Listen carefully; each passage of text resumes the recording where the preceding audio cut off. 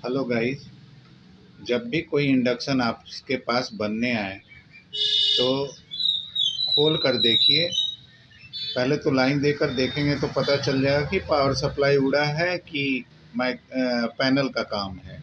तो आपको जब पता चलता है कि इसमें किसी तरह का लाइट नहीं आ रहा है तो ये क्लियर हो जाता है कि आपका पावर सप्लाई उड़ा है। तो पावर सप्लाई जब भी उड़ता है, बंद हो जाता है आपका लाइन आना पैनल में, तो समझ जाइए कि मॉसफेट पहले आपका आईजीबीटी उड़ा हुआ है। ये आईजीबीटी इस टाइप का होता है, ये एक मॉसफेट है।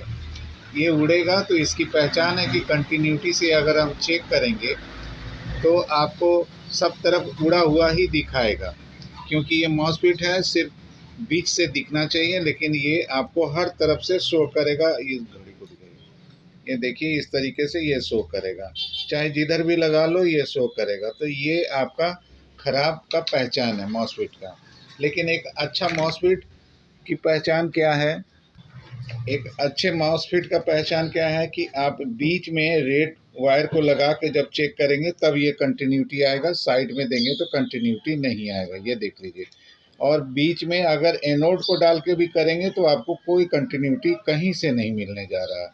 तो ये आपका मॉसफेट है, ये मॉसफेट सही है, इसी को लगाएंगे। लेकिन इसको लगाने से पहले आपको पावर सप्लाई का ये सब पार्ट्स को चेक करना होगा। ये कौन सा पार्ट्स है आपको हम दिखा दे रहे हैं। वैसे हमने इसको बना लिया है, बनाने के बाद जाकर आपको दिखा रहे हैं। तो देखिए यहाँ 3 रेक्टिफायर के लिए 3 आपको डायोड है। 2 डायोड यहाँ है, 1 डायोड यहाँ है।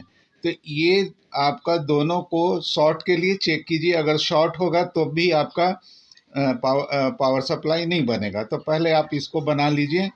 इसके बाद यहाँ देखिएगा कि एक हाफ वाट का या 1 वाट का एक रेजिस्टेंस है 10 ओम्स का, वो लगा रहेगा। तो उसको आप ओम्स वाली रेजिस्टेंस को चेक कर लीजिए, वो आपको ठीक दिखना चाहिए। और ये सब लगाने के बाद आप आईजीबीटी को खोल दीजिएगा।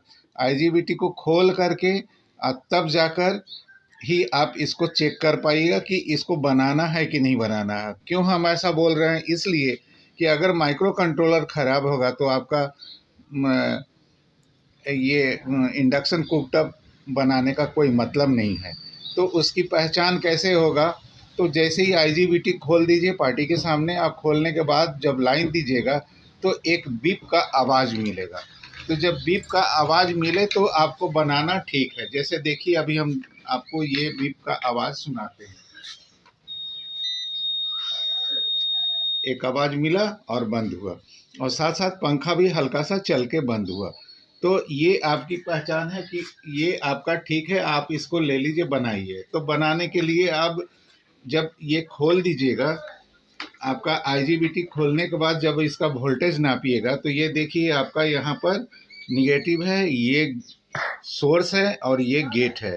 तो गेट पर आपको कोई भी वोल्टेज नहीं आना चाहिए, क्योंकि जब ये चालू होता है 1-2 वोल्ट के पल्स को अप एंड डाउन करके चालू होता है। तो यहाँ पर आपको वोल्टेज नहीं आना चाहिए। तो यहाँ पर वोल्टेज अगर आ रहा है 16 वोल्ट आएगा।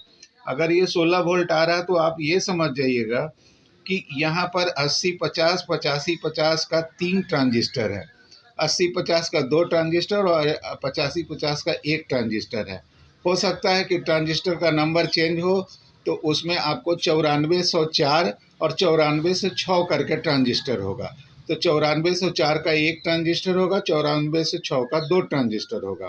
तो इसी से बना हुआ ये किट होता है। तो आप उसको ठीक से पूरा का पूरा चेंज कर देंगे। अगर यहाँ 16 वोल्ट आता है तब तो आप तीनों ट्रांजिस्टर को चेंज कर देंगे, 80-50, 85-50 या 9406 या 9404। या आप जब चेंज कर दीजिएगा तो आपका यहाँ जो 16 वोल्ट आ रहा था या कुछ भी वोल्ट आ रहा था रिटर्न होकर, वो बंद हो जाएगा। ऐसी स्थिति में जब बंद हो जाए तब जाकर आप आईजीबीटी लगाएंगे और श्योर एंड शॉर्ट आपका सफलता मिलेगा। तो देखिए यहाँ हम चेक करके आपको दिखा रहे हैं, कोई वोल्ट नहीं आ रहा, तो उसको भी आप देख लीजिए गाइस। मैंने लाइन दिया, अभी हमने आईजीबीटी को नहीं लगाया है क्योंकि ये चेक करके हमको सुरक्षित होना है। अब ये देख लीजिए, यहाँ ये निगेटिव पोर्शन है। यहाँ पर देखिए हमको ये काफ़ी वोल्टेज मिल रहा है और इस जगह हमें एक भी वोल्ट नहीं मिल रहा। ये वोल्ट नहीं मिलना सही बात है कि अब ये बना हुआ है। अब IGBT लगा दीजिए और इसके बाद पैनल को लगाइएगा तो आपका चालू हो जाएगा। ये देखिए यहाँ काफ़ी ज़्यादा वोल्टेज दिखा रहा है। ये देख लीजिए, ये 1000 के रेंज में दे रहे हैं।